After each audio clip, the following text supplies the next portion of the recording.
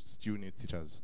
But the thing is, teachers need to adapt with technology changes so they can be able to deliver the best training. Next.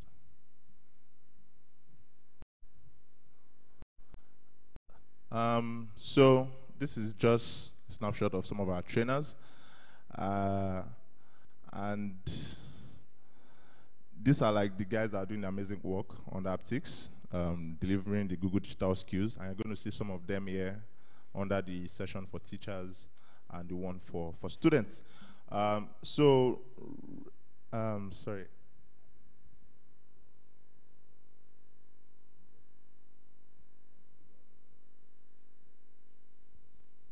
Fantastic.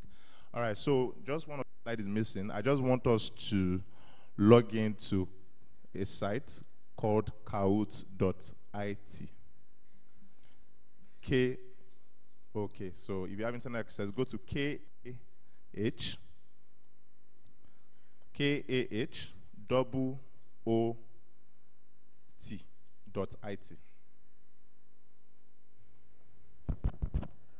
Sorry, please. The environment is Wi-Fi enabled. Just look at the back of your tag. You see a login and the password there to the Wi-Fi. Okay, so if you are controlling the slides, can you also go to kahoot.it, please, so everybody can see what's happening.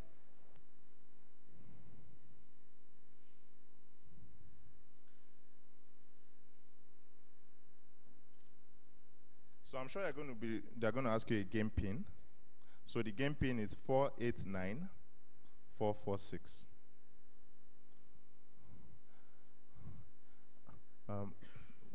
Sorry, who's in charge of the slides?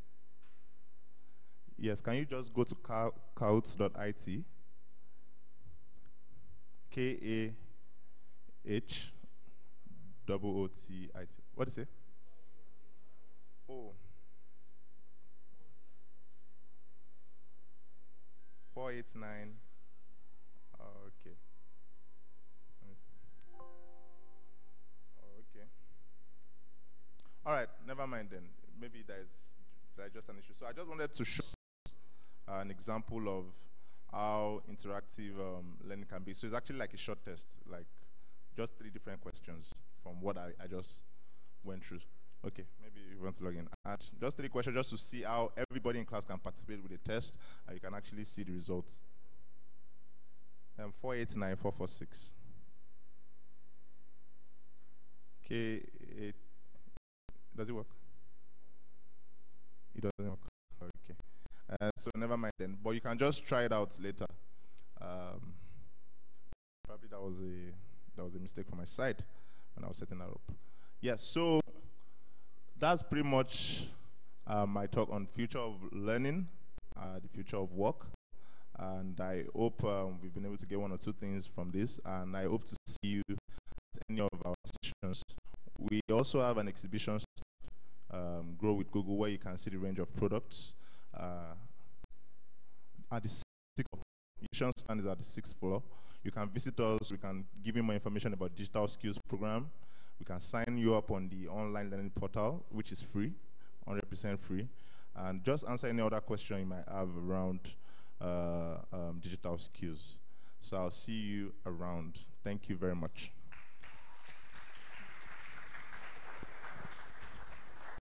Thank you very much, Mr. Peter. Shall we appreciate him again with a round of applause?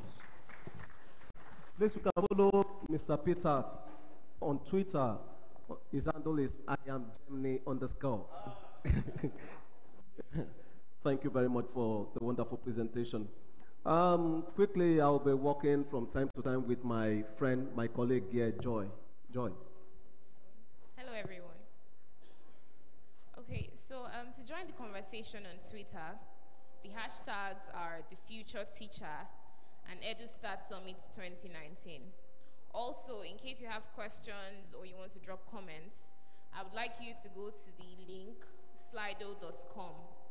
And when you go there, the password for the link is 3039. Again, to drop questions and comments, go to the link slido.net, slido.com.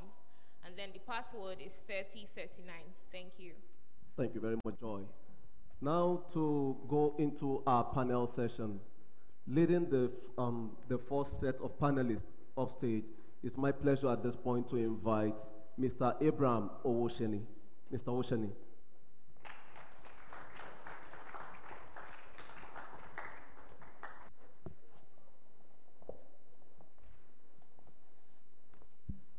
Okay, how has it been so far? Anybody gained some amazing insights so far this morning?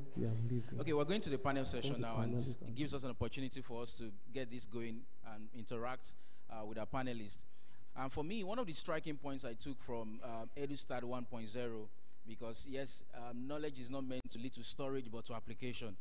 And then we launched a training for teachers, and just like Peter said, we merely used an online platform, WhatsApp. And to our amazement, changing our methodology, doing that, we were able to meet over 222 parents and teachers from about 7 states of Nigeria: Kano, Benue, Bayelsa, Ondo, Oyo, Lagos, where we may not have been able to go to that easily, but on that platform, and the impact was amazing, right? And so for us, every insight we glean from here, it's about us putting into practice in whatever little way we can apply it, and then we can take the frontiers of education forward, right? Okay, so to start a panel session, I'd like to bring up some of the panelists. We have amazing experts here. Of course, that's the goal of Edustart. We wouldn't bring people who will not enrich us and facilitate this engagement, right? Okay, so I'll be calling them up shortly, and the focus of this panel session is enabling teachers to secure the future. Enabling teachers to secure the future. Enabling teachers, right? So I'd like to call up first Mr. Asha Adeniyi. Mr. Asha Adeniyi is an employability skill solution provider, co-founder, Giddy Jobs. Please, let's celebrate Mr. Asha. Okay, next, I'd like to call up Foluke Michael. Foluke Michael is CEO, Creative Youth Community Development Initiative, founder and director, Creative Youth Initiative Against Corruption. Please, let's make welcome Michael. Okay, coming up next also is Atoro Ibukun. He's an EdTech expert, a Microsoft partner, Education for Digital Inclusion and Initiative. You're welcome. Thank you. And the last panelist here is Gideon Olanrewaju. Is the chairperson of the Youth Council, International Council on Education for Teaching. It's an educational development practitioner and youth advocate for quality education. You're welcome.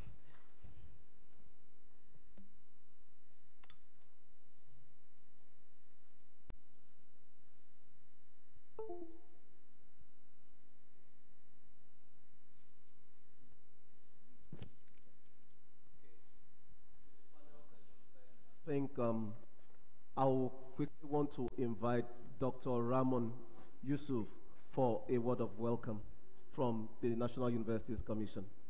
Please shall we appreciate him.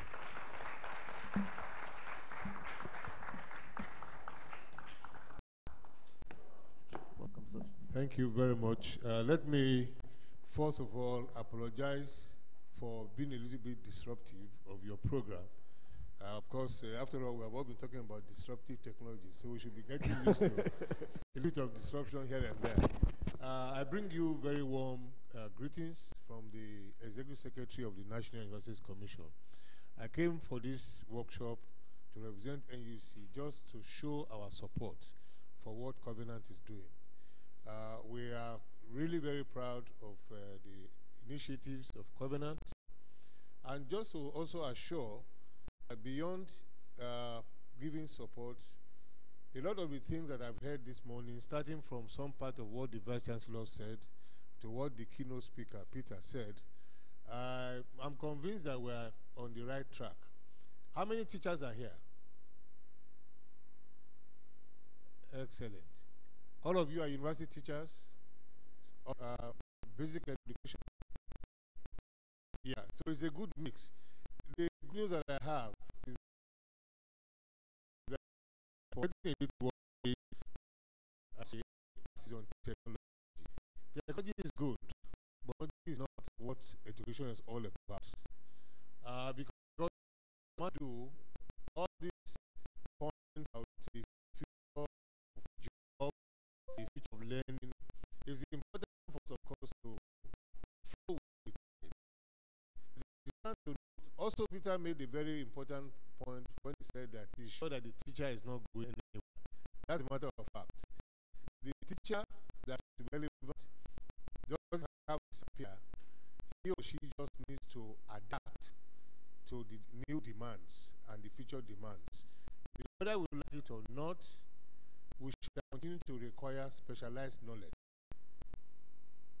What I mean is disciplinary knowledge. If you are a graduate of history, you must have some basic knowledge of history. Because a lot of people, there's a lot of information on the internet, but you need somebody to guide. That is where the teacher of the future will come in. What that teacher will just be a guide. As people say commonly now, no longer the sage on the stage, but a guide by the side. But to be a proper guide, such a teacher needs to have a fair idea about where the future is going. He doesn't necessarily need to belong to the future. Because we used to have this argument that to impart 21st century skills, you must have them. Yes, you must have them to some extent. I'm happy to remember that Peter was saying something about minimum skills that somebody needs will be the tools, the ability to use these tools. You don't have to write programs on your own. Now, by the same token, I'm saying this because I've been involved in organizing capacity building workshops, several, for many university lecturers. This is not the occasion to describe the experience. But what I've found is that if you don't handle the issue of technology carefully, you are going to end up scaring some of the analog teachers into crossing that divide. And please, let me assure you there are quite a large number of them. Now, but the point is that we cannot lose hope, is to get them to be comfortable with the basic technology tools, and then get the young people also be a little bit patient, that, yes, these guys may not know exactly where you are going. Because the truth of the matter is that, just as the VC himself said, there is not much, I think he was quoting Socrates, that was saying something about not being able to teach anybody anything, but how to teach people how to think. Now, so for me, I think the critical element of the future teacher is not just about being digitally savvy. It will be about having a very good understanding of the subject matter itself. What is called epistemic knowledge is very important. You can do all the abracadabra of your technology, but you must still come back to basics. The laws of motion, Newton's first, second law, and third law are basic. They cannot change. Other things will change as we apply this basic knowledge. So, not to take up time of the panelists, I just want us to be aware that while all of this entrepreneurship is going on, people still need to have some very deep knowledge, because there's deep learning and there's superficial learning. So, basically, I always like to say this whenever I have the opportunity. Let us downplay the ineffective label we tend to give our universities and what we learned. The truth of the matter is this, that universities are not set up to train people for the world of work. I think we tend to make too much noise about that. I have this argument with British Council and other people. Yes, it's good to have people who are able to function in the world of work. A university is a place where a woman or man goes in, hopefully gets exposed to the opportunity to become rounded, to acquire the requisite character and competencies and learning. Now, if at the end of the day we succeed in getting an average university student upon graduation to be a critical thinker, then the university would have achieved a lot. Because if you produce, that's why, for example, say, why does a history graduate want to work in a bank? It doesn't matter what you have studied in a good university. If you acquire the exposure, the pedagogy that you needed to have been exposed to, you will come out rounded, and if your teachers are good, they would have been able to instigate critical thinking skills that you need to function with Peter or anybody else. So, having said that, what we need to do is to continuously establish the linkage between technology and knowledge. Because no matter what you teach people in today's world, going into the future, you will still require skills to apply those, the basic information that you have. And what are these skills? You've alluded to some of them, the soft skills, but we can always go back to the cognitive and meta-cognitive skills, critical thinking, creative thinking. And again, for those who are teachers, please, no matter what technology you know, unless you have the right pedagogical tools, because you see, critical thinking doesn't jump upon somebody as you pass through school. The teacher must know what teaching strategies to employ in order to elicit critical thinking. And that, I think, is where I want to hinge it. And I want to wish the organizers of this summit and the university continuous success as we all work towards developing leaders of the future. Thank you very much. Thank you very much.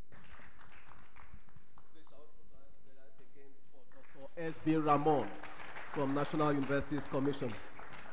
Please, let's remember the website is slido.com and the event code is 3039. Start putting down your question and the moderator of this panel session shall pick them as they come through. The floor is yours, Mr. Osheni. Okay, let's get in straight to the focus. We're looking at how can we enable teachers to secure the future, enabling teachers. And actually when we look at the word enabling, or better still enablers, an enabler helps someone to make progress or to facilitate progress. So for example, a spouse is an enabler, a mentor is an enabler, a responsive government is an enabler. Who agrees with that? And so even having a vehicle is an enabler. The goal is to facilitate the progress of something. Now, for teachers, how can they be enabled to secure the future of education? So I'm going to give our panelists just in 1 minute to give an overview of, in their own guides from their experience, how can teachers be enabled? And then we can move in straight, right? I'll start with Mr. Asha. Okay, thank you. Thank you.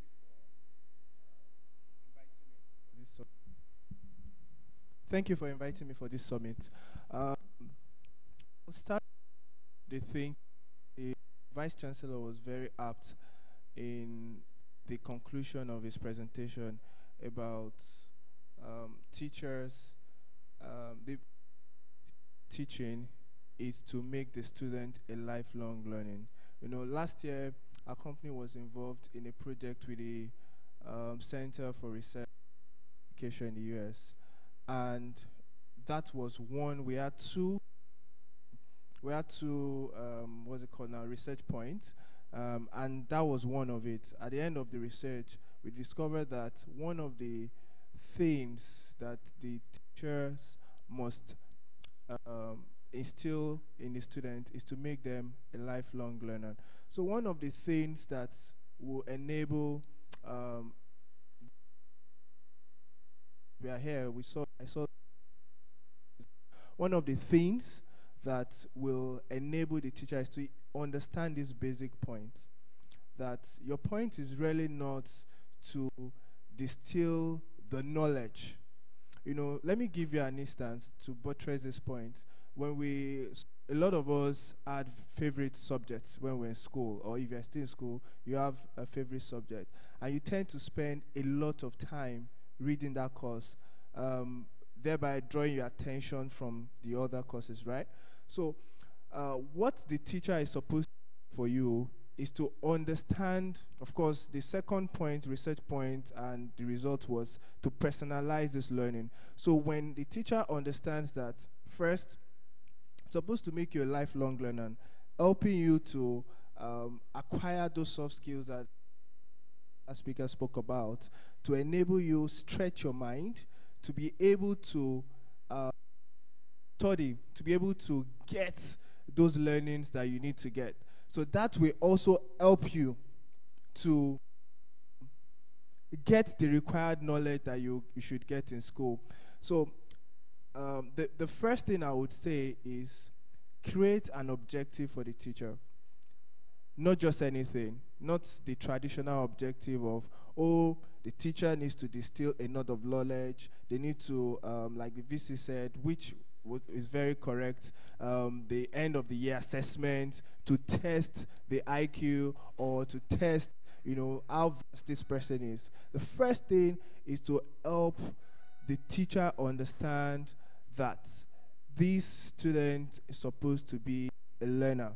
So it's supposed to be a learner in his own respect, with his own ability, and that he can develop this ability. Because one of the things that most teachers rarely don't understand is that we have different abilities, but the ability is not limited in terms of no student is limited in his ability to learn, relearn, and unlearn. But it could take some time. But the basic understanding must be there for all teachers to know that students are able to learn. The teachers must also understand this from a perspective and help them, that's the students, learn. So that comes through personalized learning. As we go on, I will explain what that means. Thank you very. Can we celebrate Mr. Asha, please? So let's hear from Foluke Michael. What's your perspective? Thank you for having me here. I need to start with how a teacher, how he sees himself or how she sees herself. They are so important aspects of even world economy. Let's focus on Africa that has been ignored, their teachers. Now, you're looking at children and youth that you're bringing to school. They have different potentials that are able to change the world, and they are unable to learn at home. Maybe I did, because my father was an analog teacher, serious teacher. He told me I would change the world, and I'll work towards it. So let's give it up to all teachers in this room. They are very important. Now, why are they important? For those children and youth to fulfill their potentials, they must have mentor or mentors. And for governments and country to thrive, these youth must develop their potentials. One, for a productive nation or nations around the world to fulfill their goal, we must have educated and productive citizens. So, who are the people in the center to make this happen? They are the teachers. So for me, I would drift away from the norms and go to what works. Every teacher must see him or herself as a change agent. Because a child that is coming in with those potentials needs to be piloted into a particular destination. And we must have teachers that must even retool, reskill on their own, not being taught by school, because you understand the kind of potential, the kind of nation you want to create. So you look straight into that nation you want to see. And that's why we have this rottenness in Nigerian education system. We have several problems. Education is the only passport, the only tool that we can change the world. And if education is the only most important weapon to change the world, I think we need to start from the classroom from age 3. In my own experience, well, I'm a civil engineer by profession, then a project manager to the core. I just don't do projects. Everything about me is project. I can create, recreate, and bring anything out and make it a project. So for us to have this world that we want to see, oh, okay, let's use Nigeria. And I don't want to go the route of corruption today, but that's what they call me. But let's use poverty, let's use whatever situation that we have in Nigeria today. What we need to see in the future is where we start from as teachers and as students. Now, what we are seeing, we want to have a nation that is free from poverty. Why are we there? We bring all of this rationale together, come back to the classroom, because at a certain age, we have witnessed it. I'm running about 5 projects. We have for children, We have for tween, we have for teenagers, we have youth, and we have those that are outside the university, and we have them in different projects. There are some ages that you get to that Nigerian youth don't want to learn again. Things are changing with technology. You can't teach them that this is the world, this is how to make money. Their mindset is already made up as to how they will make the money. But from children, they're ready to listen. So who are these teachers we're looking at? Teachers that are innovative on their own. Teachers that are builders. Teachers that are disruptors. Teachers that are advocates. They don't just see themselves like, I am delivering lectures. No. Teachers that must be role model. That is, student must come to them, I want to be like you. They are not just teaching for salary. They are passionate about the world they want to create. What kind of world do we want to see? The world that is peaceful, livable, prosperous. The world, and we need to fill all the holes with children, with youth, and all of them. And they are already existing. Don't let anybody tell you that the best kids are in Canada or the best kids are in whatever place in the world. They are actually in the jungle here in Nigeria because I've witnessed it. And now, we now have teachers that need to create solutions based on what you're teaching. Let us forget about curriculum. Let's do one-on-one teaching based on potentials. For every of these children that you're looking at, they have solution or solutions to their world. They only need you as teacher, us, to pilot them with technology to arrive at their destination. And when they arrive at their destination, they become trainers. They train again. They retrain until we have network of global changers right from your classroom. What am I trying to say right now?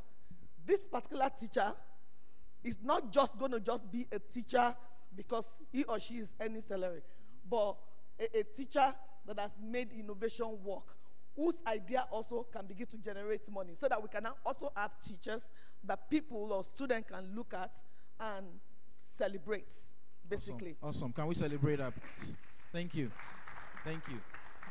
Right? Okay, let's hear from Ibukun. What's your take on that? Thank you. I'm going to face the topic from the angle of policymakers and education leaders. They've made it so hard for teachers to be innovative. First of all, the first thing to be able to bring technology into learning is to create policy. Policy first. You remember when the Deputy Vice Chancellor said there is something on their website that no university in the world could match up with it. That's a benchmark. It's because of the policy. The university has decided that the basic requirement for you to be a lecturer, to be an educator here, must be at a certain level. And that is, you must have a certain skills. So now, the onus now lies in the hands of our education leaders, the policy makers, to make ICT in the education a core of their priorities by providing basic infrastructures for schools, especially public schools, public education, and subsequently provide content for teachers. After policy, hear me, it is content. I'm talking according to UNESCO ICT in Education standard. So there's a framework. You could also download it. You can access it online. ICT Technology Framework for Teachers by UNESCO. Just type it like that to Google. There you will see content. The Google guys that spoke, our friends, it talks about digital skills. It is there you will know as a teacher, a primary 1, 2, 3, 4, 5, up to what is the basic requirement skills you need. You don't need to be a you don't need to be a coder. You don't need to be a software developer. At that stage, you only need to be a mentor. So what is the digital skills do you require? I'm trying to enable you to be able to be a future teacher. So I want you to listen attentively. Based on your level of exposure, your level of academics, qualification, and whatever the kind of audience, the level of student you teach, you need to find out from this framework what level of knowledge. Do you require a knowledge in how to use some certain studio that have been mentioned here? EDS, Coursera, there were studios that you can use to make an online content. But do you need that to use that for a primary school teacher, student? You definitely don't need to make content from a studio, from an online studio like a mock. The mock they are making, they'll be mentioning to you, is a framework that allows any school, to deploy an e-learning platform whereby their student can learn remotely. So you teachers, you need to have a skill at that time. What skill is that? To be able to produce e-content that can be shared across this platform. Also, you should be able to also to engage live using PowerPoint and the rest. So the first thing, policymakers, we are begging you, make technology in education-driven policies that will enable our teachers to see it as, I'm not helping these kids, I'm doing a normal thing. Because I had the privilege early last year to speak with my old student. I went to a public secondary school. So apart from my feedback, I went there wanted to organize a program for them. And I tell you, a lot of them were actually backward, and they don't even have the basic digital skills. So where do I start from? I'll start from the first basic things, basic tools. The basic tools on how to put on your computer, start your Microsoft Word, tabulate a table, put your student name there, put their scores there, put their grades there, how to use Excel. Because it is when you know the tools that you can apply it. If you don't know the tools, if I bring all the technologies into this hall, bring all the servers into this hall, if you don't have the content on how to use it, and I tell you, content comes after. So that you don't see yourself as an helping student. You are not helping them. You are doing a normal thing you should do as a 21st century teacher and as a future teacher. Thank you so much. There are more things to be said. Thank you, Ibukun. Let's celebrate Ibukun. Thank you, Ibukun. Well, Gideon, we call you the Prince of Education. So, from your perspective, in advocating for youth quality education, how can we enable teachers, actually? Okay, thank you very much. Before I go on, I want to say thank you to one of my mentors who is in the house, Ms. Folawe Umikole. So, I'll start by saying that the quality of any educational system cannot exceed the quality of its teachers. That's the very first line of understanding that we need to know about what the value of teachers are to an educational system. To take that forward, all educational system currently functions on the Sustainable Development Goal 4. And there's a particular line that says that teachers and educators need to be adequately trained, empowered, professionally supported to improve learning outcomes. Now, my contributions today will be based on just 3 things.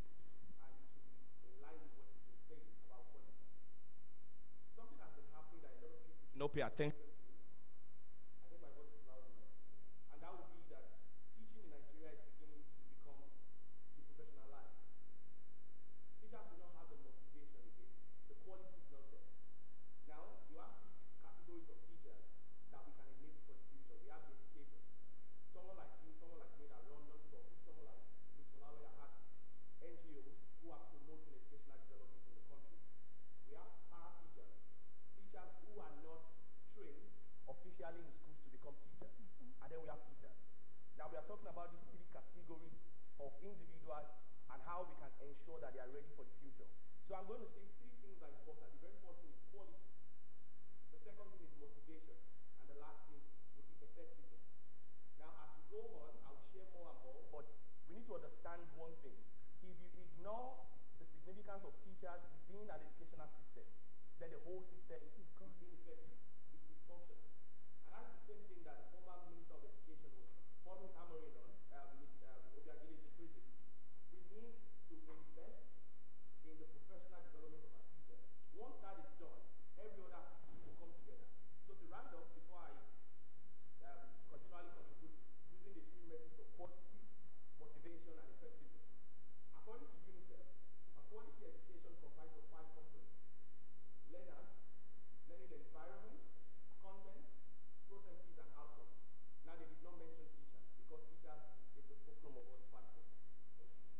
Thank you so much. Can we celebrate Gideon, please?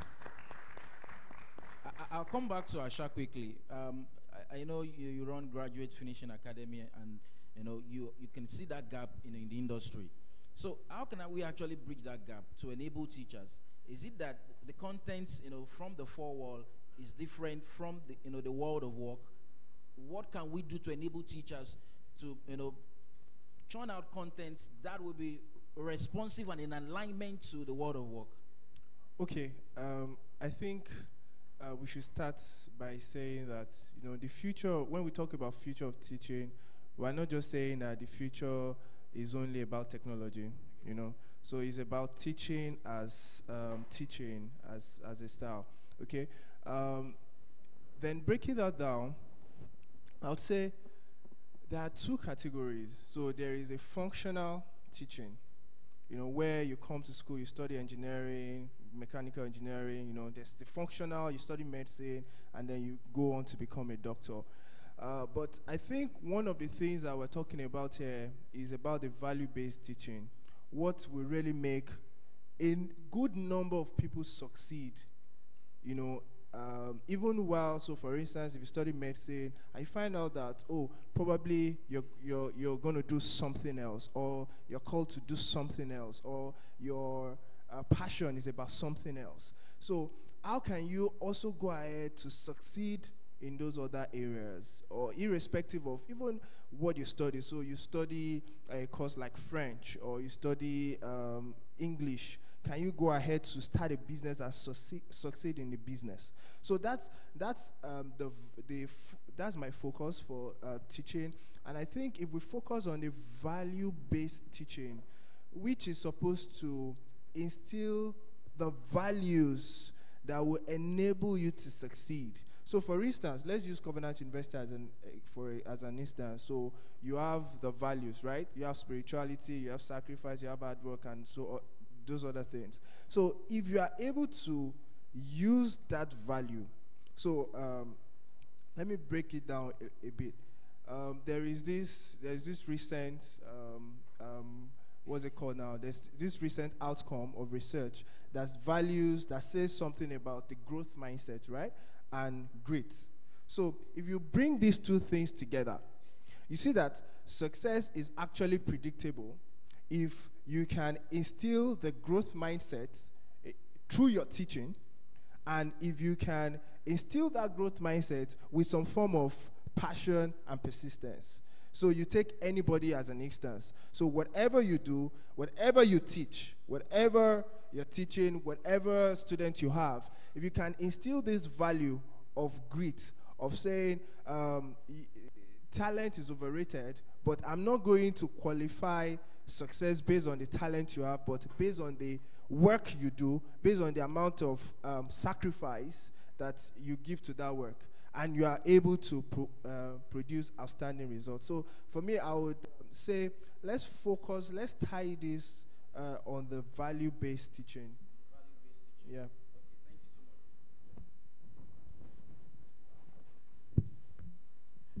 Okay, I'm going to tie two questions together for Luke. And the first one was what you said earlier on in regards to potential, teachers finding potential, or tying their teaching to the potential one-on-one of learners. So how can teachers actually harness or get to know the potential of a typical learner? I get to a classroom, be it a formal learning or a non-formal learning. How do I get to know the potential of a learner that I can then tailor whatever delivery I have to suit that learner? Yeah, to answer that question, I'm going to go outside Covenant University where they have so much enabling environment. And let's go into the streets. Okay. Yeah, the last 7 years, we've at least worked with over 2,000 schools, along with Professor Wole Soyinka that I work with directly on a lot of these school projects. And what I have learned over the years is teachers are not motivated at all. Their spirits, they're down, a lot. Not even just public school, because we work with public and private schools. And I know the problem they have with public school. Government has to approve this and this for teachers to even go out. We have to break the status quo by going there one-on-one. We did one-on-one with teachers and all of that. Let me now tell you the results without going too far, because when you have results, then you know that things can actually be done. we picked some teachers from different schools, and we told them, look, we're looking for students that will change the world. It is possible. We brought facilitators to different schools. We brought them together. In fact, there are some students, young students, like age 13, 12 on our platform. They've taken like 300,000, 400,000 educational fund and all of that. And teachers are also rewarded. They found it like a platform for them to grow with us. What that happened was, we told them, look, if these children will go far in life, we are going to be recognizing them. And of course, any of the program they come from, we have to give them transportation fee. They're not paid to do all of that. Teachers are not motivated at all. So I developed a program called Solution 17. Solution 17 is actually a solution that can actually address every problem in the world. Yes. And while I was conceptualizing that solution, I did not see the end. In fact, I was stranded at a point. What else will happen? But we reached out to schools. We had stage 1, 2, 3, and 4 until we had 17.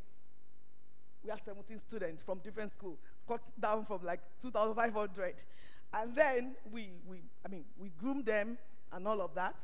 This 17, we told them, look, each of them is going to be SDG. So if you're going to solve the problem of the world, you have to work with your school. So we wanted to create champions and change makers, so that where we can't go to physically, they'll go back to their own school and change the world. Whilst we're still working with the teacher, they were very important to us at that point, because, look, I wasn't trained to be a teacher, but right now, a teacher, a street teacher. So I lectured them, actually. I project managed the entire product, and I told them that it's going to work. When the student came, I said, look, you can change the world. Go for education. Face education and tell us the solution to education and what you're going to do. So each of those 17 came together to solve one problem. That is 17 solution, 17 students, 17 school, one problem. 17 solution, 17 school, 17 presentation, 17 solution.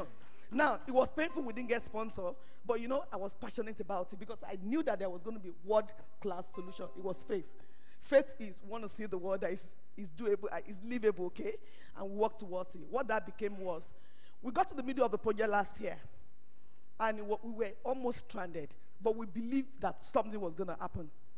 Then EU, UNODC reached out to us. The remaining is story. Today, EU has printed Solution 17 as solution to the world problem. By next month, books will be going out. This is on drug abuse, and we did this in Covenant University on September during the United Nations General Assembly, because we brought UN right here.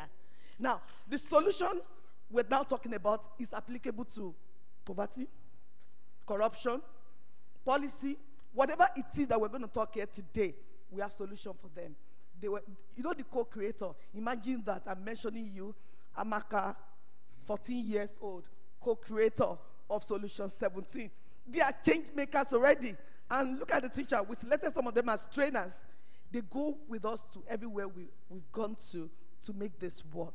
Today, we now have teachers in different schools. They are working with us. They are still teaching. They are taking their salaries. And we have produced 3 books. All of these books that it wasn't paid for by me, they are rolling millions right now.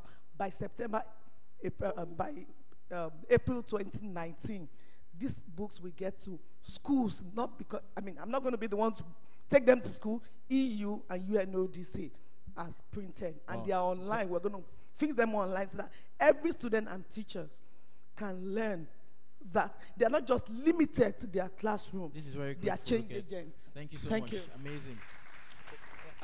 We'll begin to round up this session before picking some questions quickly, but then I'll quickly get to hear from Ibukun and Gideon. So you mentioned contents and policy, but I know a state school down this road in Otaye, and there's the issue of power. So the teacher cannot even make use of any technological to even facilitate the learning. Even the teacher directly does not even know how to load data on a mobile device. And this was an experience we had. So how can technology enable such a teacher in a concise way? We've been doing it. Non-profit movement have been going on around the world. My organizations have been committed to training such teachers. We also advise them to sit down with their community members and come up with an NGO movement whereby they can make a request from UNESCO. A school that does not have facilities can actually make a request of 20 to 30 computers, basic things they need from UNESCO's and from other international organizations. That's how public schools are funded all around the world. The cash is never enough. Also, capacity building. People like us are saddled with responsibilities of building capacity of teachers with or without money in collaboration with private people like you. I could walk up to you tomorrow to say, okay, let's use this all. Let's get secondary schools in Ota. Public teachers. Let's get them here. Your agreement with me will create the future we want. True. Thank you so much, Ibukun. Now, lastly, Gideon, you stressed on motivation. I want you to actually nail that, how that can enable teachers. Okay, so I will start by citing the example of Vacuum Foundation. Vacuum Foundation currently have a global teacher prize worth $1 million for the best teacher in the whole world. So yearly, they put out an application submitted by individuals like me. 3 years in a row, we have Nigerian teachers being shortlisted. This year we had a guy called Samson, who was part of the top 40. Can we have a localized example of that? Can we begin to motivate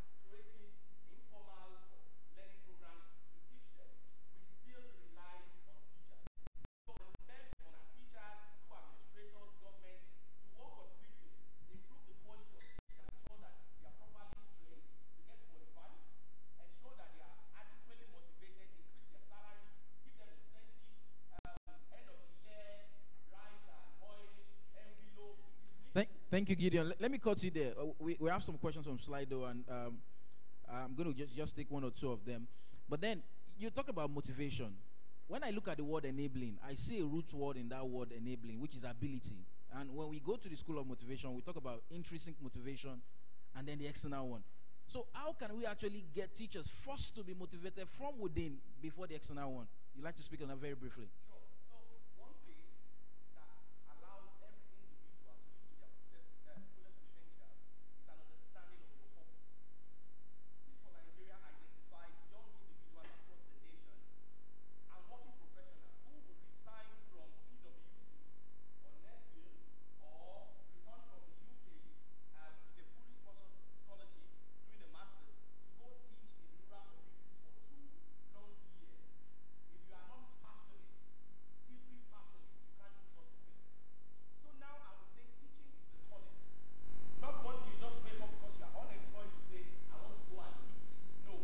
Now that is where the motivation comes from within. So we can't just be identifying somebody who studied global language or social studies and bam, we put them into the classroom. Of course, if they are passionate, you can still connect and make them understand. All of us can see the problem we have in the country when it comes to education. Okay. That is how we can actually ignite the motivation in our teachers to see the severity of the system and ensure that they can live to their capacity as teachers and improve learning outcomes. Thank you so much, Gideon. This question from Slido says, talking about information overload, is there a way we can trim down the number of things that students have to learn in school? Asha, what do you think? Is there a way we can trim that down?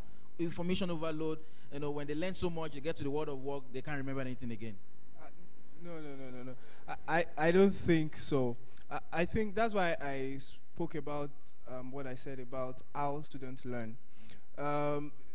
Your facilitators, lecturers come to class and they try to, like Professor Ateris at the VC said, they try to make you think, right?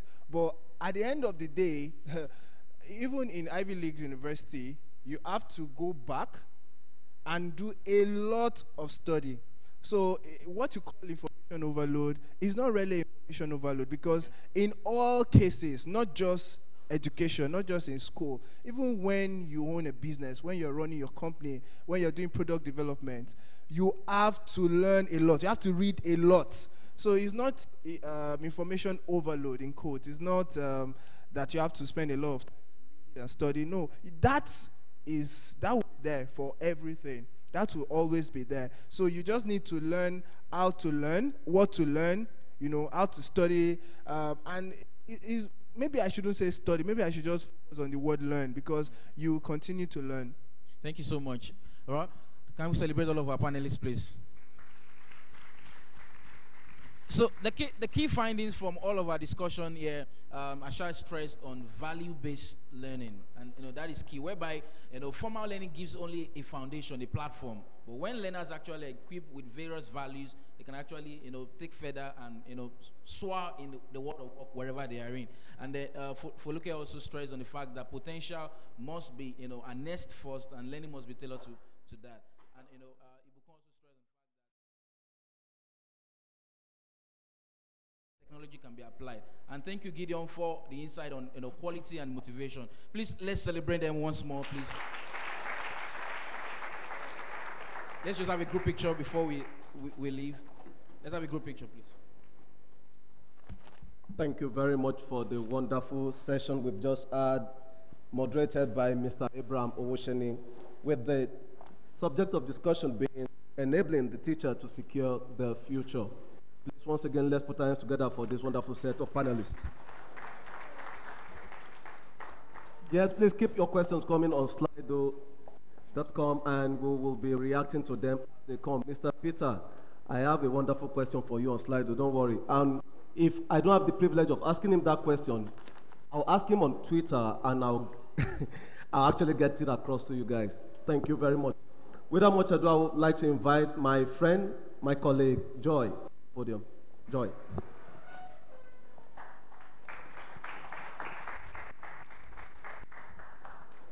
Good afternoon. Into the second talk of the day, and it's my single honor and privilege to ask that Miss Riwane Misan stand and remain standing. While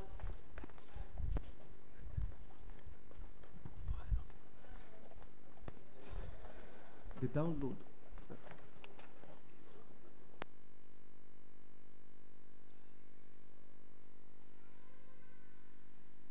Okay, while they do that, please come up.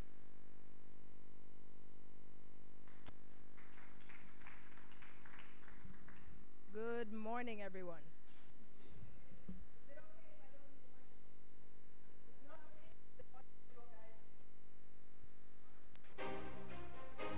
Ms. Sanriwane. Oh, okay, so they. Ms. Sanriwane is co-founder and CEO of WAVE, an organization focused on rewiring the education to employment system to create a level playing field for every African youth to access the skills and opportunity to become what they imagine. Ms. San holds an economics degree from Stanford University and an MBA from Harvard Business School. She will be speaking on the topic Inspiring Learning. Ladies and gentlemen, Ms. Sanriwane.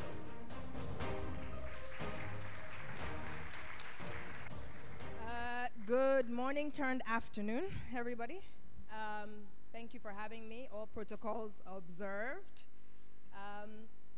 So when I was given this topic only a few days ago, if I'm honest, about inspiring learning, I did what any wannabe millennial would do. I Googled it. Inspiring learning. And what comes up is an organization in the US that works to take them outdoors and to inspire them to learn through their natural environment. Brigham Young University in Utah has an initiative around inspiring learning across the way they deliver their tertiary education, but there wasn't too much else. And so I decided to Google inwards and think about what does inspiring learning mean for me. When I reflect on my experiences and my exposure, the first definition or experience of inspiring learning would have been at the age of 5. My primary 1 teacher, Miss Bayi Shomore, at the time was to me what inspiring learning is. She saw the potential in every one of us in that classroom. She helped me discover new things. I mean, you think about the age of 5 where you're learning to count beyond your fingers and your toes and realizing that there's 21 and 22 and you can actually use them in your head and add up multiple digits. You're learning about subject and versus I does and what's right and what's wrong. You are learning about plants and trees and nature and how to draw your hand on a sheet of paper. I don't know if you remember that exercise. And so for me, that was my very first experience of inspired learning. I soaked it all in. I remember coming home at the end of the term and my parents being excited because on my report card they had said I was first. I didn't know what it meant, but they were happy, so I was happy. Okay, first. And that continued to be a trend for me throughout life, was that at the end of this experience of a high of having learned new things and literally feeling my brain expand, would come these grades that would tell you how much you had learned. And I remember always resisting the system. No, I mean, and in Nigeria, you come first, second, or third. By the time I got to the US, it's a forced curve. There are only so many A's that will be given, so many B's that will be given, and so many C's. And I remember thinking about, I got 80-something%. I understand the content, but I'm a B minus because everybody else understood it to a 91. And so that for me is, when you think about inspiring learning, how do you become as you learn? Early childhood education is so important in helping people become learners. And if we miss the boat that early on, we have bigger challenges to face along the way. And so for me, becoming as you learn is the first step in inspiring learning. Fast forward to my secondary school experience. So my parents were brave enough to send me to a brand new school. And realizing in hindsight that not many people get to have that experience, we were the pioneer set. So for 6 years, we had an education that we were invited to co-create. It was a Catholic school run by very diligent people who had planned their curriculum out. It was going to be moral values, academic content, but they were very open to hearing our feedback. And they told us, look, this is as much your school and you get to shape this experience. And so in those 6 years, we learned how to communicate and influence others in position of authority. You have a teacher telling you this is how we do things, but you say, but this is how it makes us feel. Can we try to do it this other way? You learn to negotiate. You learn interpersonal skills. You learn how to work with others. You learn how to influence people. You learn how to take initiative. Every time we thought, wouldn't it be nice if we had a responsibility to speak up and flag that to the authorities of the school and see if it would be taken on board. And when our ideas were rejected, we had the responsibility to go back to the drawing board and figure out how can we come back with a plan B, shape and dress the idea in a different way and see if they would take it. And so a part of inspiring learning for me is helping young people realize who they are and who they're meant to be. I didn't know it back then, but that was preparing me for this life of being a change maker and becoming the change that I want to see in the world. I'm not used to sitting around and complaining about things if I'm not willing to speak up and put my hat in the ring and actually change them. And that came from those 6 years of being a pioneer. And so I asked teachers, if we're to inspire learning, how do we treat each incoming class as if they were their own pioneer set? How do we give them the responsibility to co-create what their learning experience should be like? And it doesn't have to be pie in the sky. It's as simple as asking the kids on day one, what do we want the rules of this classroom to be? How will we live? How will we communicate? How will we argue? How will we find new ideas? How will we solve problems together? Give children the chance to co-create their learning experience with teachers, and it will blow your mind what they will make of it. Fast forward to university. Again, I got to a school where I realized I'm not going to be the local champion. I'm not going to be the smartest kid in this school. So I better just learn to not be validated by grades. And so some of my most inspiring learning experiences at Stanford were not in the classroom. It was learning how to swim. It was learning how to play tennis. It was learning how to ride a bike. It was learning to work with teams of people who are your peers and are just as busy as you are, but you're trying to convince them to get the work done together in a way that's going to help us win. And so for me, inspiring learning is also living as you learn and incorporating these things into the life-wide learning that happens outside of classrooms. Remember that a child will only spend at best 20% of their time in school.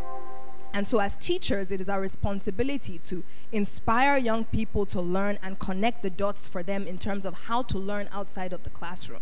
Why to learn outside of the classroom? Why to learn even inside the classroom? The number of times I speak to teachers and they are teaching subjects in abstract and they're not helping you think, why is it that me learning French in SS2 is going to help me in the future? Oh, because right now, Nigeria is surrounded by Francophone countries, and in West Africa, there are 10 out of 15 that are Francophone, and learning French would help me in XYZ way. When you help young people connect the dots, you show them and inspire them how to learn. And so fast forward again, back to what has now been the remaining 80% of my life that you will spend outside of an academic institution. What does it mean to be a lifelong learner? Since I have left formal education, in the last 6 years of running this organization, I have learned more than I learned in my 20-odd years of being in a formal classroom. What does it mean to learn lifelong? It means that you are constantly throwing yourself outside of your comfort zone. You are constantly looking for ways to challenge and grow your skill sets through reading, through peer interactions, through learning online. In every interaction and in every exposure that you get, how do you find a way to learn? And so again, I would say that, how many people are teachers in the room? Teachers? Inspire learning is to take a step back and say, I am a learner as well. We've heard that throughout the morning. I'm a learner as well. How do I learn from you, co-learn with you, help us solve problems together as we learn? It's to humble yourself and say, look, I don't know. At Wave Academies, one of the key things that you'll hear in a classroom anytime a young person asks a question is you'll hear the trainer say, well, what do you think? I actually don't know. What do you think? Because you'll be surprised, 90% of the time a young person asks a question, they know, they have a sense of the answer. And if we're just talking to them as a sage on the stage, as the VC said earlier, you're not giving them the chance to actually show what they know and learn from each other. And so our job is really to see the potential in every young person, help them to connect the dots as to why they learn. Show them how to actually learn, both in the classroom and outside, by taking concepts and applying it in the real world, in new environments constantly. How many of us are regulators or in the policy side of things? What? Okay, so for the policymakers who are listening online or watching this elsewhere, I think our role is to really rethink how teacher training is done. We've heard some great comments by Gideon, by a few of the folks who spoke just before, around who is a teacher. A lot of us are teachers without an NCA, teachers without a B.Ed. But we love to help people learn. We love to learn alongside people. We love to break complex things down into simple things. And the moment we start to rethink and redefine what a teacher is, the moment we start to attract very different types of people who should actually be in the front of the classroom. And I love what Teach for Nigeria and Teach for All is doing more broadly, because we're redefining who is an education change maker. You're giving people a chance to test out teaching in 2 years and see, hey, maybe it's something I want to do, or maybe I want to solve the education problem in another way. And then lastly, well, not lastly, but to the young people in the room, who are the young people in the room who are learners? Your job is to just continually be intellectually curious. Your job is to be in the driver's seat of your own learning. I don't want to use the word education anymore. I think it's been flogged to death, and unfortunately doesn't mean anything anymore in this context. But your job is to be in the driver's seat of your own learning journey and figure out who is it that you want to be in the future.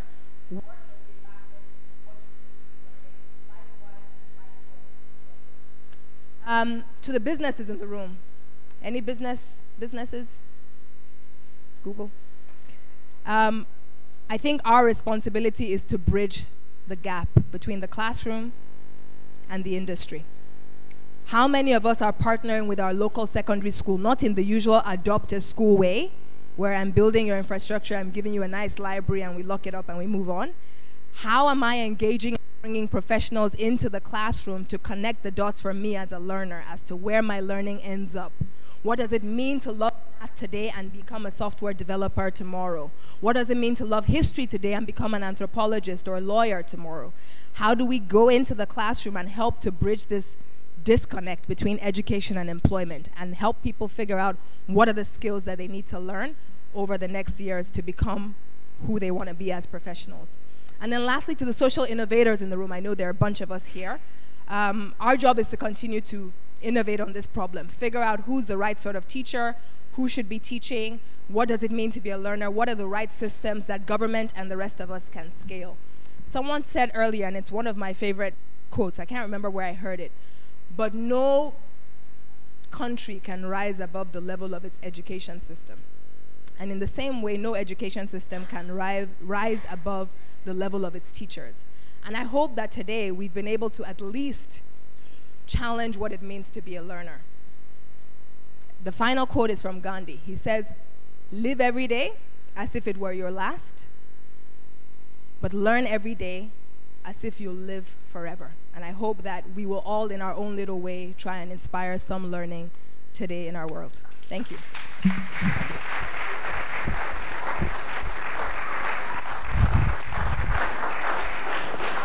Wonderful.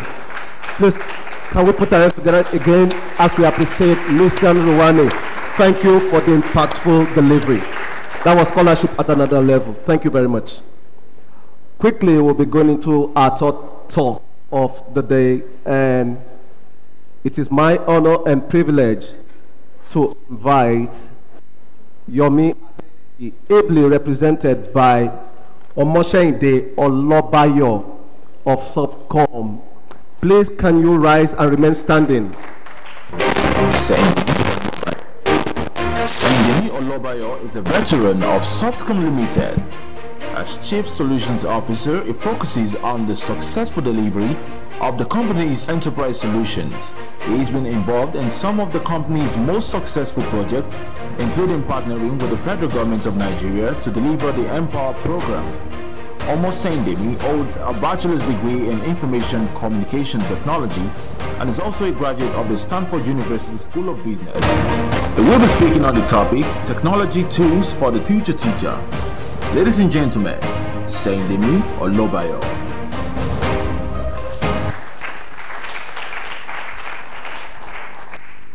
Hello, everybody. Can everyone hear me, please? Yeah. Sendemi Olobayo. I'm here to represent Yomi. He's unavoidably absent.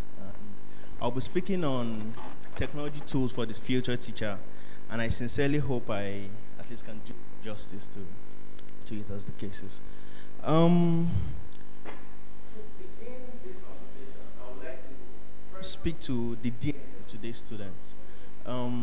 Today's student in itself has really evolved from what students used to be in the past.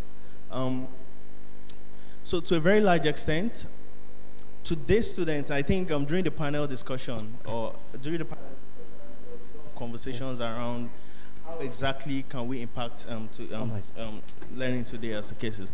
Today's student, let's talk about today's student. So to a very large extent, Google has replaced thinking. I mean, in our academic environment today. 200 students, what's Pythagoras theorem? He would rather go online and check on Google and spend seconds to actually just query his mind, really try and figure out really what's Pythagoras theorem, even though it's inside of, as the case is. There's a huge influence of social media today. I mean, the academic environment in itself cannot entirely tell from social media. Whether it's Facebook, whether it's Snapchat, there's a lot of learning that can be delivered via these channels today for today's student. Today's student is highly inquisitive and very, very collaborative. In the past, the academic environment in itself was an environment that a student could not even query his teacher or challenge his teacher's thoughts. But the average student today, I mean, if the lecturer is saying the wrong thing, I almost say, excuse me, sir, I don't agree with what you're saying. I mean, the confidence level has really, really increased. Also, today's student has multiple learning patterns. We live in a very visual world today. So some people learn more by the visual. Some people prefer to just study and pace their learning. Some people just come to class, listen to the lecturer, and they can get their. So to a very large extent, the DNA of today's student has evolved from what it used to be. And the average student today, we call students a lot of names. Oh, students are millennials today. Research by SE, about 93% of all students now prefer to even do researches as opposed to trying to do research maybe in the traditional lab. Okay, thank you. Prefer to do research online. Also, the average student today, the attention span is also really, really shrinking. I mean, in the past, the student could sit in class for 4 hours and be able to pick up everything going on. Today, I mean, in the average classroom, if the lecture is going beyond 1 hour, you find students sleeping, you find students losing attention in itself. So the attention span of today's students is really, really evolving. To really get into this conversation in itself, I would like to speak to what do we think is the role of a teacher today. Today's teacher, to a very large extent, I mean, I would like to speak to this by exploring a phrase that I know, right? They say there's a phrase about 3 different sets of people. Now, the 3 sets of people are laying stones. Now, when you come to the first person, you see him laying stones, and you say, oh, Mr. Man, what is it that you're doing? He says, oh, I'm just arranging stones, right? You go to the second group of people, and you say, oh, Mr. Man, what it is that you're doing? He says, oh, I'm building a wall, right? Now, you go to the third person, and you say, what are you doing? He says, I'm building a house. Now, the truth is the 3 of them are actually laying stones. But the understanding of what they have, what the 3 of them have, is entirely different. When the guy that believes he's just laying stones, when the stone finishes, he's going to just get up and go home. That's the truth. The guy that is trying to set up a wall, when his stone finishes, he believes, oh, I've finished setting up my wall, and goes home. But the guy that knows he's building a house, when the stone finishes, he's entirely committed to his outcome. And his commitment to his outcome itself influences exactly how he sees his job. Now, let's bring it to the role of a teacher. I mean, what's the role of a teacher or a lecturer today? Is it just to fulfill a job? Oh, there's no job in the market, and let me just do this to get by. Or is the role of a teacher in itself to teach concepts? Oh, I just need to teach you what's Pythagoras theorem? What's Newton's law of motion? After I teach you the concepts, you're done. Or is the role of a teacher in itself to impart knowledge and shape the world? Now, an understanding of these three different concepts in itself affects exactly how the teacher sees his job, or rather sees his responsibility, and how he can really leverage technology in itself to fulfill that. So today, the tools for the technology tools for the future teacher, it needs to have at a minimum 3 different attributes. Now, the technology tools for the future teacher at a minimum needs to be able to tackle the challenges of today and the challenges of the future. If we look at our education environment today, amidst all of the things, that we can say about the education environment, I would like to speak to maybe about 2 or 3. Now, the first is our education environment today is highly reactive. I like to say it's highly reactive because to a very large extent, it's at the end of mid-semester or at the end of the semester, you take an exam and your lecturer tells you whether you passed or you fail. But the truth is, a student that is going to pass or fail, he has started failing from day one. He doesn't fail on exam day. He has started failing by not studying his assignments, by not studying or by not completing his assignments. So failure in itself happens on that final day. Also, our educational environment today is highly contentious. In Covenant University, maybe we'll have 500 engineering students. But when you go to the library, the engineering math textbooks you see might not be more than 100. What it means is traditionally, even the academic environment is designed for students to compete for even the resources in itself. Now, the technology tools of the future need to take all of these challenges to put it into consideration and solve that problem as the case is. Also, the tools of the future in itself, it needs to be able to guarantee that knowledge can be impacted and retained. So whatever technology tools that we want to use to drive learning, that we want to use to drive capacity development in itself, that we want to use to drive skills in students, because skills is the outcome of learning at the end of the day. All of these technology tools in itself need to be able to guarantee that, hey, I can fully take control of exactly how this student will receive this learning, and I can also fully take control of how much of this learning, the student retains, as the case is. Then finally, without boring us, the skills of the tools of the future also has to be able to match the skills acquired by the students to the opportunities out there. The truth is, we live in a very practical world. There's no use for an engineering student or a programming student to still be doing Fortran and COBOL, because he will never use it. Even things like PHP is getting out of fashion. So whatever tools are going to be implemented, whatever tools are going to be used in the future by the future teacher, has to be very practical and has to be a tool that, to a very large extent, can ensure that the knowledge in itself, the skills in itself can be connected to the opportunities. That teacher of the future that we're talking about, he needs to really, really be e-ready. Because the truth is, the traditional classroom environments today, it fosters interaction, it fosters collaboration, it fosters intimacy. It ensures that there's touch point between students and the lecturers. Any technology tool that is going to be used in the future has to be able to imbibe all of these things. Has to be able to a very large extent ensure that students can effectively collaborate, the teacher can effectively collaborate with the students, as the case is. And the teacher also has to be fully ready for this. So what are the tools? There's a whole lot of tools. But I believe a fine combination of a specific set of tools in itself are going to drive outcomes, are going to improve the students' learning experiences, are going to also drive the students' learning outcomes, as the case is. So the first is data. Data in itself is a very strong tool for differentiation. Data is a very strong tool for competitive edge. The telco have used it extensively. Agriculture has used it extensively. Even in the academic environment, it has been used extensively to possibly drive research and the other side of academia. But the truth is, how much data does a teacher or a lecturer use today? Okay, I have a class on Monday and I have a class on Friday. But my students' participation or my students' learning outcomes seem to be better on Friday. I mean, this small analogy in itself, as educators, have we really considered why exactly are Fridays better than Mondays? I mean, and use this simple data in itself to actually improve my approach to teaching, to actually improve my timing, to actually improve everything that I'm trying to do. Data in itself, I mean, there's a huge amount of data, whether it's the results, whether it's the attendance, whether it's students' performance and all of that. There are technology tools today that ensures that you can actually capture every single thing a student is doing. You can tell how many pages, okay, so these textbooks are released to my students. How many pages have you read? I mean, how many people even completed it in itself? How many people didn't even read it at all?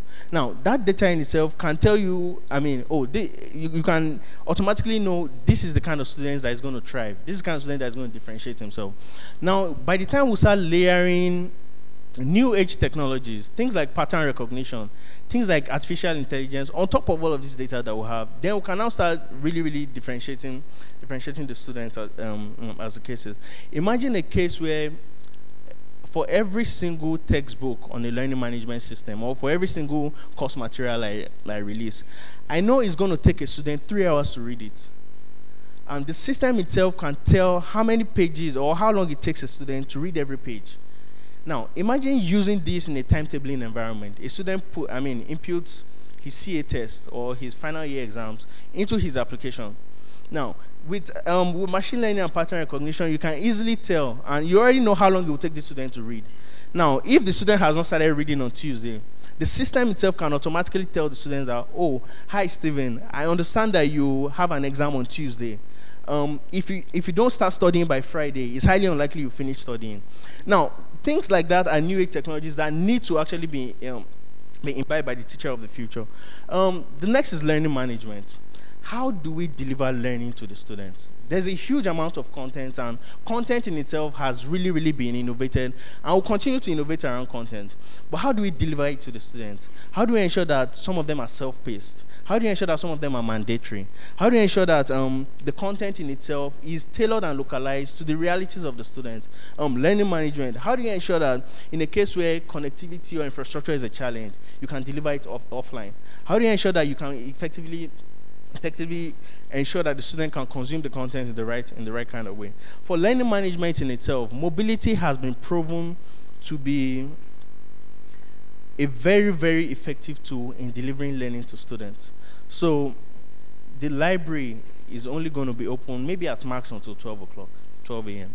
But during exams, during our time, I also studied in the Covenant, by the way. During our time, students, we all used to advocate for the library to be open 24 hours. I don't know if that's happening. But the truth is, students always want to learn. Students always want to consume this knowledge. The learning management system ensures that the learning can stay with the students. So whether it's on your laptop, or on your mobile device, on your phone, whatever, but the learning can always stay with you, and you can consume it at any point in time that you want.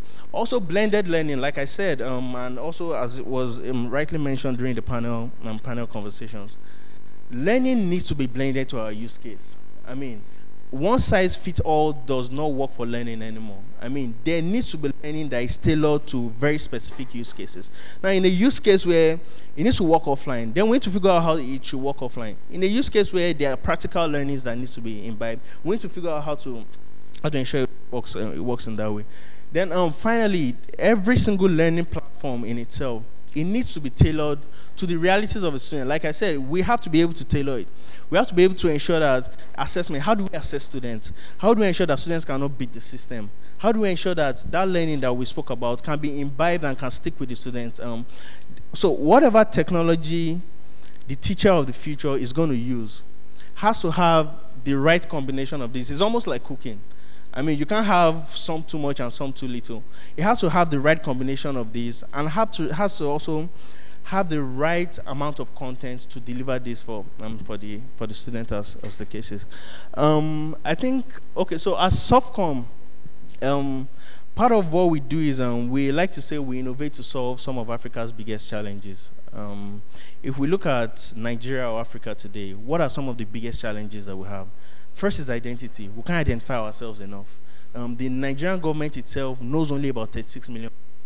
And those are the people that either have a national identity or an identity card or a NIN number. Now, what it means is the rest of Nigerians are largely unknown by the government. We're building products to innovate around this. I mean, we've been authorized by the Nigerian government to now try and grow this database as the case is.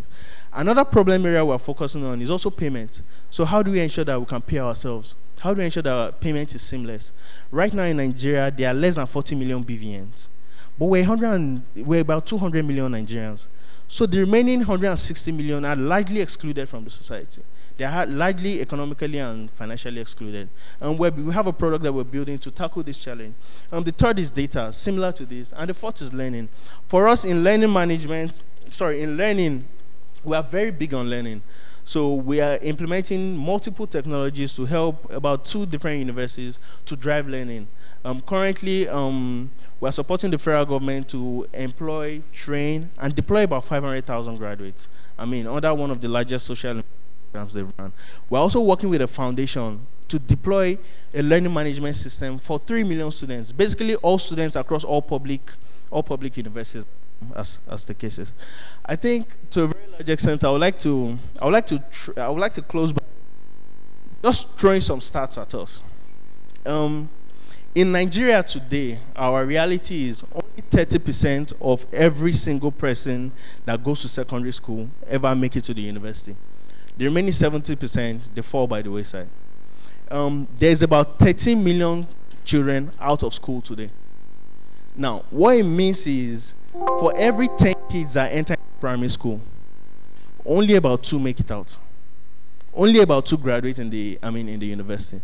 The teacher of the future in itself needs to figure out a way to accommodate every single person. Because this 80%, they have a huge role to play in our society. Blue-collar jobs in itself, those are uphold the society to a very large extent. The UN says the population of Africa is going to double by 2050. Now, by simple mathematics, what it means is by 2050, we're going to have at least 1.3 billion additional people in Africa. And these 1.3 billion people are going to be under the age of 31. If we look at Africa today, I mean, Nigeria as a case study, 80% of the people that enter primary school, I mean, can't even make it to the university. Education in itself plays a huge role in reversing this. When we hear India today, at least for me, when I hear India, I mean, being a technology person, the kind of things that come to mind is outsourced technology, build-ups, healthcare, call center. Those are the kind of things that come to me when I hear India. The truth is, India was where Africa was, but they figured out a way to change and transform their narrative. And paradigm shifts, perception management, and education plays a huge role in that. And we all need to just figure out exactly how we're going to change our story in Africa. Otherwise, we'll have a huge problem in our hands very soon. Thank you very much.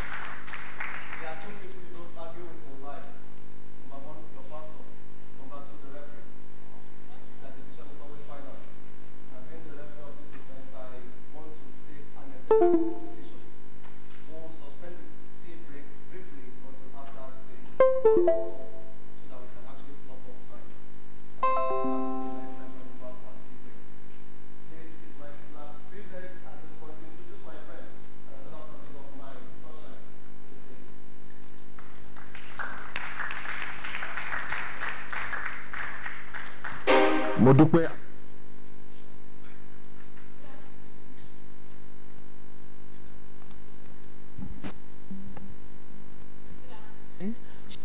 Having a great time in this program. Now, taking us further in this program to the next talk, which is how should teaching be done? This will be taking this module at day first. Would you please ask that she rise as the studio plays her profile. Studio, please.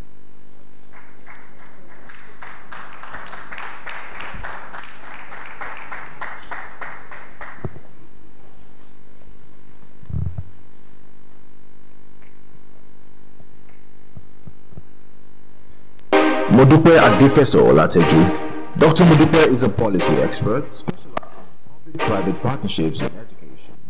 She is managing director of the Education Partnership TEP Center and leads the Connect Nigeria Citizen-led Assessment and Advocacy Program. Mo holds a PhD in Education and International Development in the Institute of Education, University College, London. Modupe will be speaking on the topic, how teaching should be done. Ladies and gentlemen, Dr. Modupe Adifeso Olateju.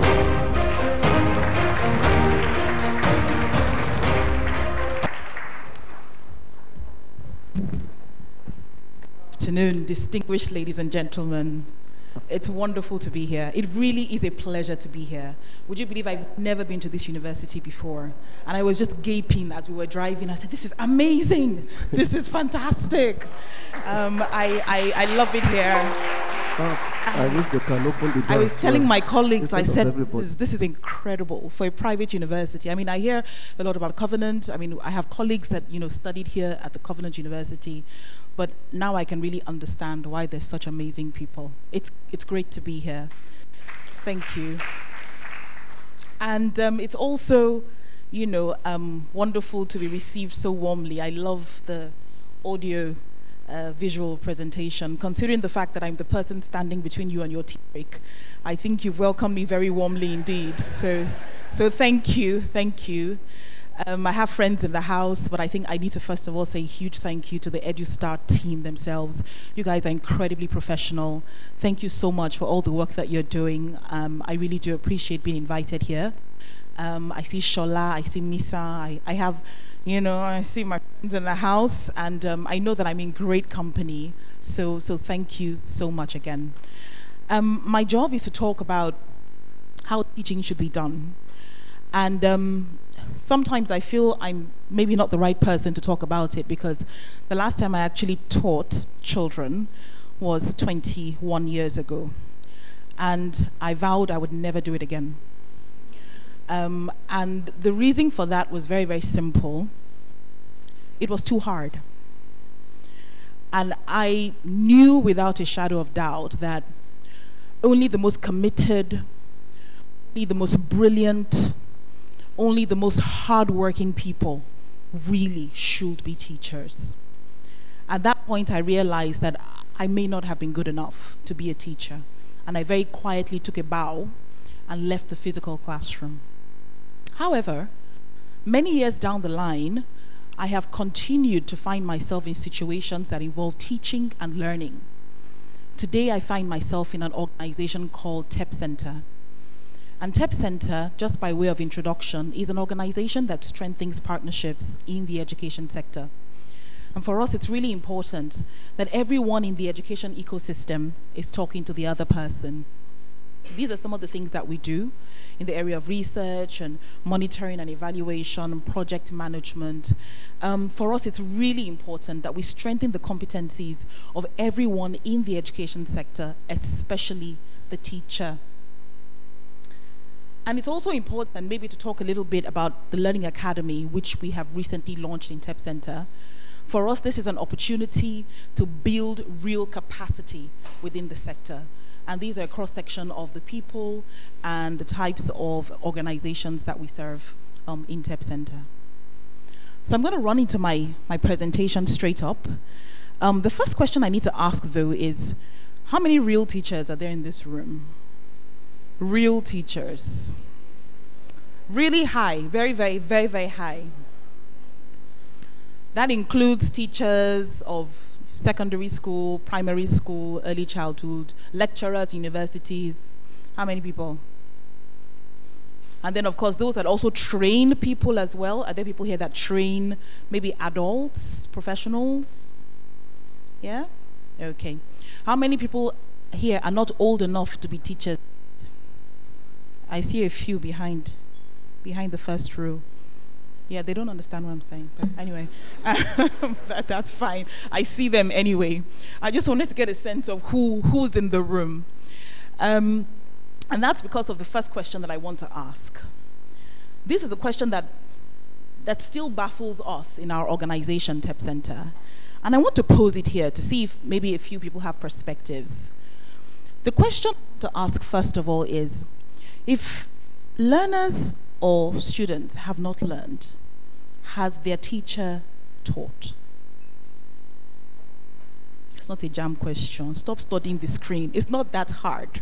Just a show of hands. How many people think that it's possible to teach without the learner learning? Yes. Do you think it's, yeah? Do you want to tell us what you think? Is it possible? Come on. I think you're a teacher. Come on. You're courageous people. What do you think? She needs a mic, the lady in black and white. Are you a teacher? Okay. She needs a mic. Definitely needs a mic. Okay? She's not a teacher, so she needs a mic. She doesn't have a teacher voice.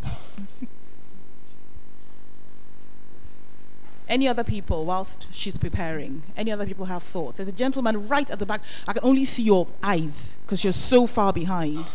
But he's right there, and he wants to say something as well. Yes, ma'am. Okay. Well, what I believe about the question is that mostly and majorly, teachers, they teach based on assumption that the students can actually cope. So in that regard, they teach and they believe they are learning. Okay, so should a teacher, thank you so much for that, should a teacher make assumptions about the people that she's teaching? Yes? No? There's another gentleman here. He's right at the back. Maybe one final comment. Can you be said to have taught if the learners have not learned? It is practically impossible for you to teach without the learner learning. Okay. Because in church, when you're teaching the kids, you have to make sure that they are to, know that what you are saying is entry and is not.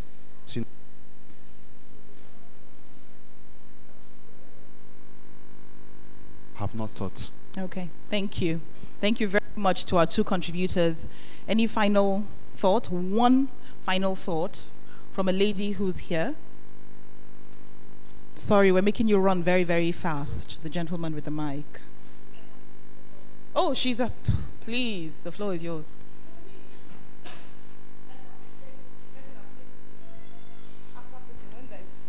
Okay.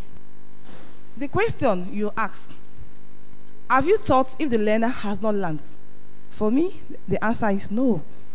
Why? As a teacher, there must be a change in behavior for me to confirm that learning has taken place. So most often, if I teach and I come back to assess to find how much my learners have learned, and I don't have a good number or a good response, what I do, I repeat the teaching to emphasize or to achieve retention. So it's enough. Every good teacher should observe that. After teaching a concept or a topic, and you come back the next day, you try to do a recap, and 50% of the class is not showing a positive change. That means it hasn't gone down. So what you do, you revisit. Thank you so much for that. Please, I think all three of them deserve a round of applause. One of the reasons why we asked this question is because we implement a lot of programs in our organization, and one of the programs that we implement is actually a survey. And we go around Nigeria testing children to find out what their foundational literacy and numeracy competencies are. And in 2017/2018, we went into 21,000 households across all the geopolitical zones, and we tested over 40,000 children.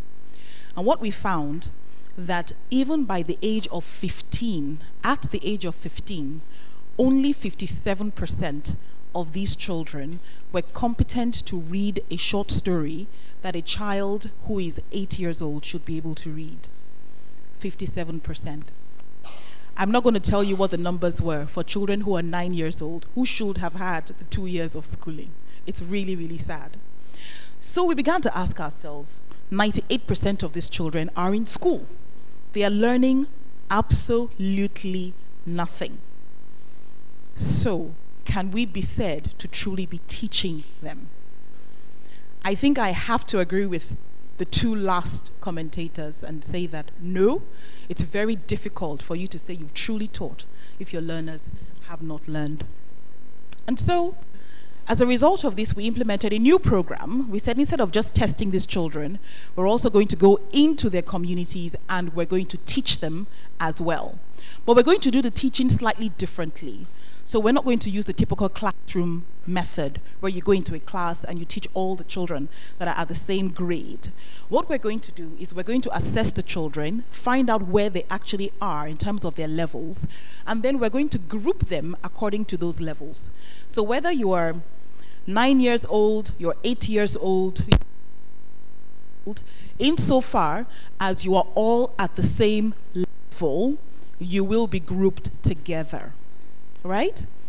And so we did that, and we called the program the Teaching at the Right Level program. We used a holiday camp method. We ran for 6 weeks, and we went to 2 states. We went to Akwa Ibom, and we also went to Kano State. And what we found was really interesting. By the time we completed the program, the percentage of children who were at 0 level, so they could not even identify a letter, dropped from 36% to 9%. And the number of children, this is in Akwa Ibom, who were competent at story level, so they could read a short text, that number had jumped from 17 to 26%. But look at what actually happened in Kano State. The percentage of children who were able to do nothing, absolutely nothing, they were stark illiterate, went down from 71% to 34% after just, 24 days. And the percentage of children who were competent, 0, look at the gray line up there, 0 went up to 7%. And so clearly what had happened was that these children had learned. And so we began to deconstruct what we did. We began to ask ourselves, what did we do in order to attain these sorts of results, where you actually teach and the children learn? And what we came up with was a conceptual framework of teaching and learning. And this author, this researcher, Saunders, she asserts that for teaching and learning to happen effectively, there are 8 components or 8 interrelated domains. And as we started to interrogate our program, which is Teaching at the Right Level, we found out that our program ticked each and every single one of these boxes, and therefore was the reason why it was effective at making sure that children learned and are continuing to learn.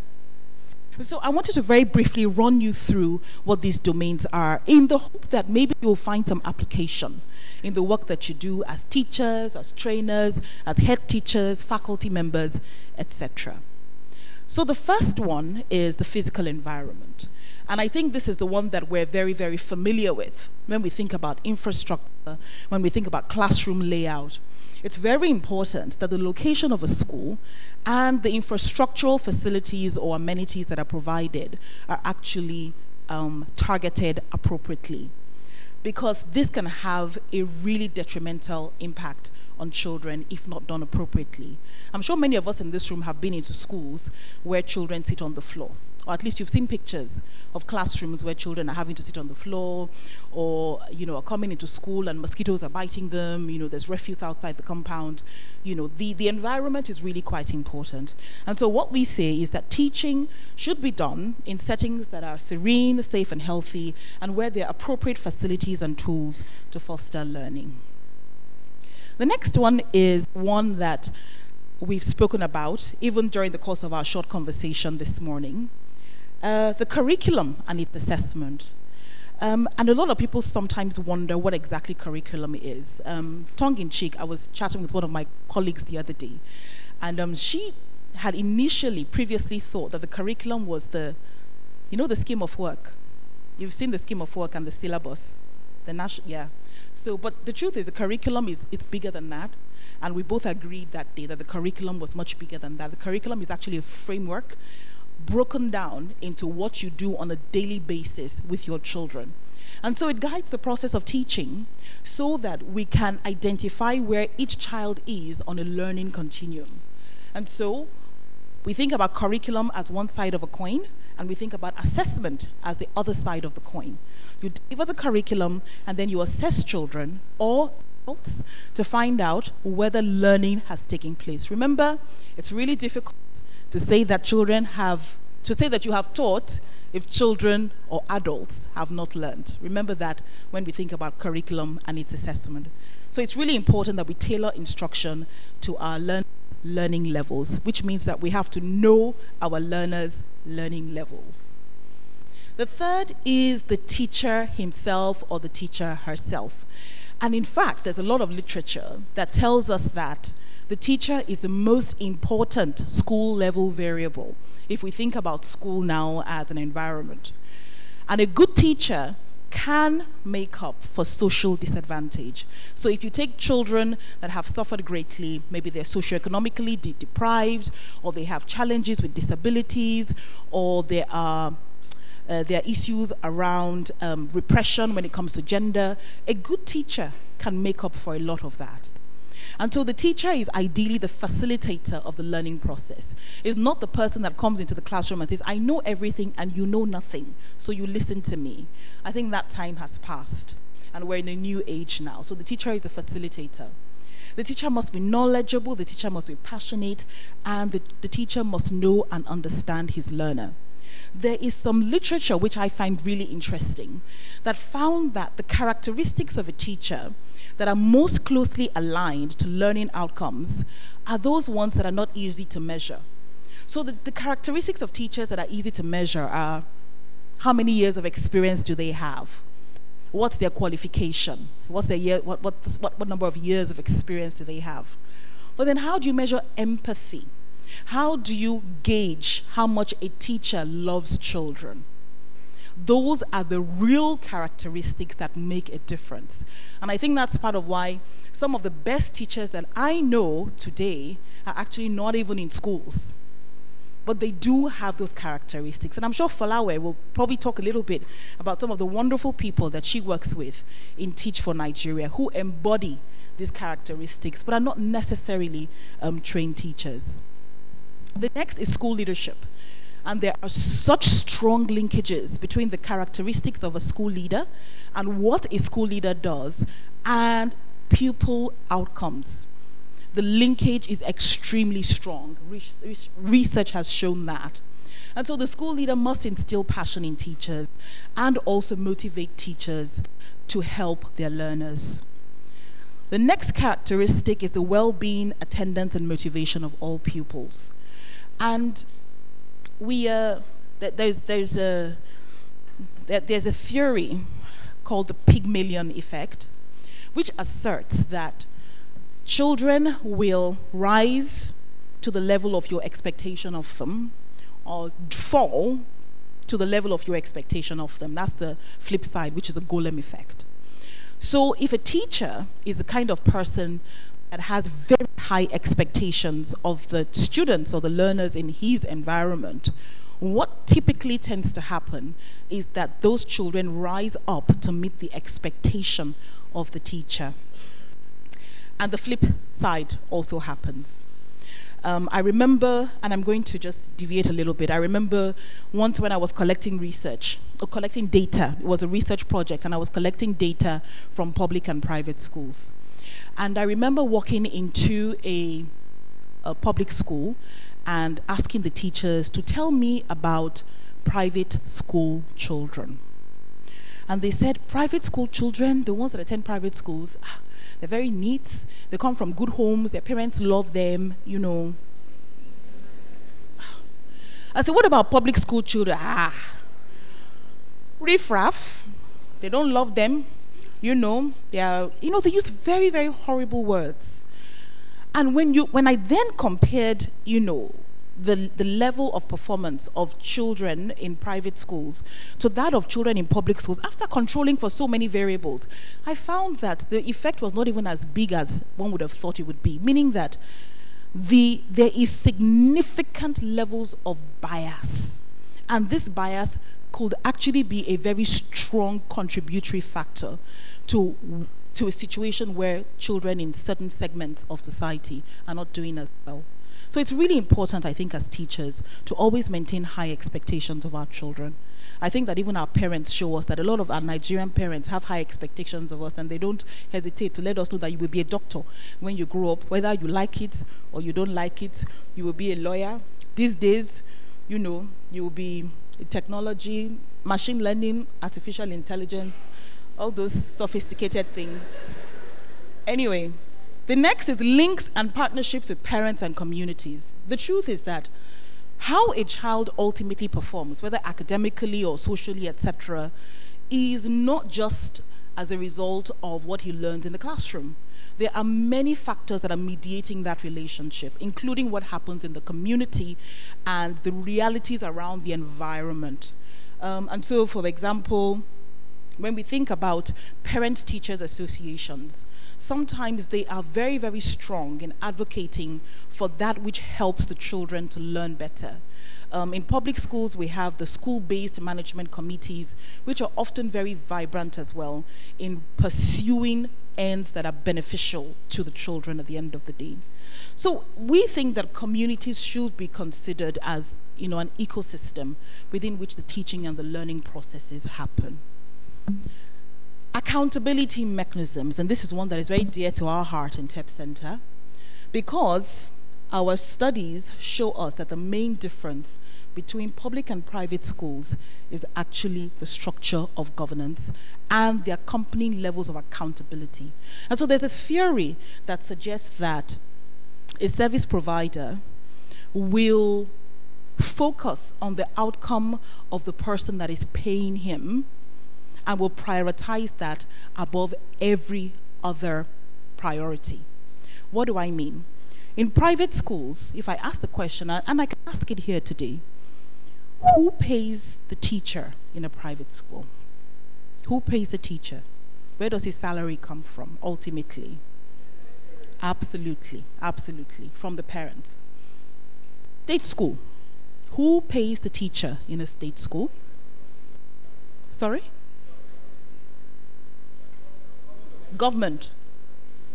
School. State government, so government, right? Whether it's district or etc., it's government. So naturally, what happens is that in private schools, you find teachers are very, very focused on making sure that parents are happy. Do you notice that? Likewise, we notice that in public schools, we're very focused on making sure the state government is happy. Which is fine if the priorities of the government are aligned with the priorities that help children learn, isn't it? But if we spend all our time talking about capital expenditure and how we need to construct classrooms to the detriment of textbooks, to the detriment of computer facilities, then are we really, really focusing on what is best for the child? So I hope you understand what I'm trying to say. And that is why statistically we find that it's really that governance and accountability that makes a lot of difference between outcomes that we see in these two different types of schools. And so we ask key questions. Who is accountable? A lot of times we find that the child is problematized. So when we drill down and we say who is responsible for low learning outcomes, and I hope everyone in this room acknowledges that we have very low learning outcomes in Nigeria. If you look at the WAEC data, it's really not great. Who is accountable? By the time you drill down, it's the child. It's the student. Why? He's always on Facebook. They don't want to learn. They're not serious. Even the ones in Gogo Village that have never seen computer before are also on Facebook all the time and therefore not learning. Does that make sense? It really doesn't. We are simply problematizing children, right? And the reality is that it's not only the learner that has responsibility, and therefore it's not only the learner that should be held accountable. Head teachers, teachers, parents, communities, government, the business sector, everybody has responsibility, and people should be held accountable for what they should take responsibility for. So we ask, who is accountable? To whom are they accountable? And for what are they accountable? And these are key questions mediating that teaching-learning relationship. And then quality assurance. For us, quality assurance is huge because this is how you ascertain that as a school, as a teacher, as a head teacher, as a learner, we are actually making progress or otherwise. This is how we know that we're adhering to certain quality standards that we all need to adhere to if children are going to become lifelong learners, which is exactly what we want them to become. So quality assurance mechanisms are very important. So we looked at everything and we said to ourselves, it appears this is why our program is effective. Because when we looked at the entirety of the domains in this framework, we realized that this program ticked the box. So, as I conclude, this is the quote I love very, very, very much. And it says, the mediocre teacher tells, the good teacher explains, the superior teacher demonstrates, and the great teacher inspires. So it is my hope that we will begin to grow a crop of teachers that are inspirational. And for those of us that are already teachers or trainers or want to be teachers or may be teachers, it is my hope that we will remember that the great teacher inspires, and we will live our lives and our professional working lives as well with that reality and with that focus. So on that note, I just want to say thank you for your time. And sorry again for the delay in the tea break. I really appreciate it. Thank you. Thank you very much, Ma, for that presentation. Wow, wow, wow. Thank you very much. Please, shall we put our hands together again for Mrs. Edustart? Thank you very much, Ma. Yes, we shall be calling it a break at this point in time. We'll reconvene in 10 minutes' time. The tea break will be at the foyer here. And please keep your question coming as sli.d, and the event code is 3039. During the course of the event, we'll be taking your questions based on the number of votes each question actually attracts. Thank you very much. The tea break is called for now.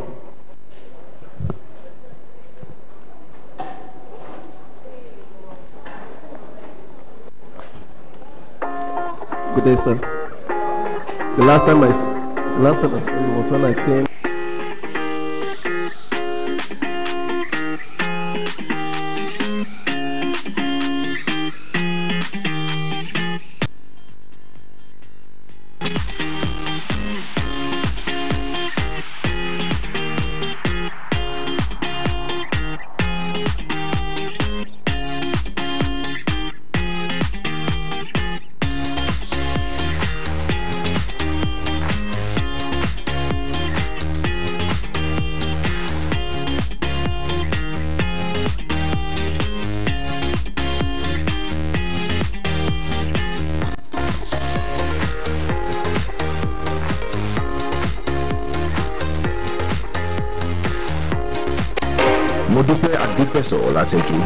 Dr. Mudupe is a policy expert specializing in public-private partnerships in education.